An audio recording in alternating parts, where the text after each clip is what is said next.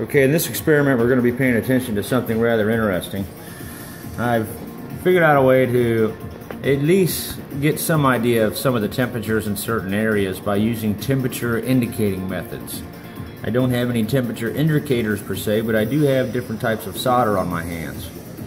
What you're looking at there is a small band of my highest melting point silver solder, which I do not know the melting point of. I'm going to figure that out.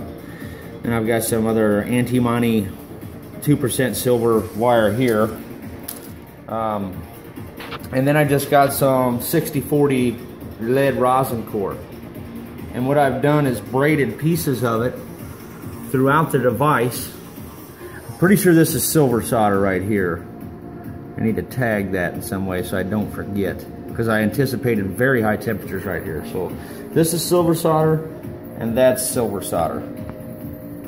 The darker grays are the 6040 lead tin rosin core. I didn't want to waste my acid core on this.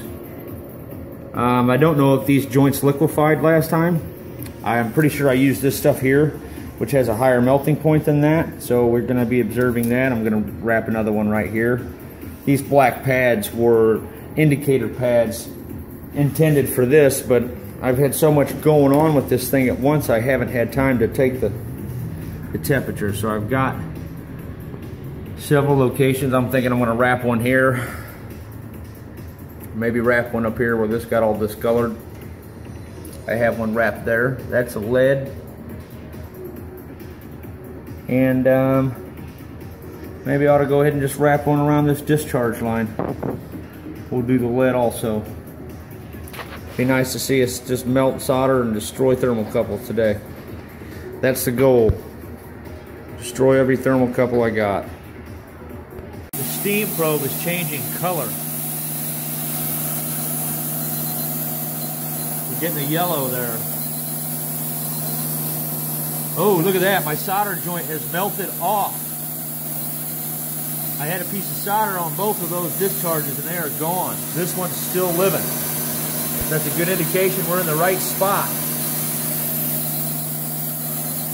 Let's try something here. I'm at 241 Celsius. Okay, I just want to get a quick log of all my thermal indicators I have in place.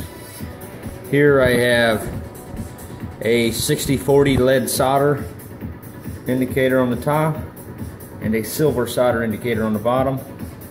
That right there is 6040 tin. Here I have 6040 again. That one there is silver solder. One below it is the lead. That's lead. That one there is lead that I wrapped around. This there with the bend on it is silver solder. And that's lead, lead, and more lead. These joints were done with silver solder, so if I'm going to try and see if I can see those sweat a little bit, that'll mean we're at silver solder temperatures. But for the most part, the rest of these are just lead. So if any of these areas melt, we won't know what temperature we're at exactly, but we will know that we achieved some certain temperature, which is good enough. I'll at least know whether to make the decision to use an area to preheat air or to preheat steam. So hopefully this works out. Wow, I can melt solder with that. That's some hot steam. This one up here, the solder will not melt. So I'm in the right spot. That's a good thing.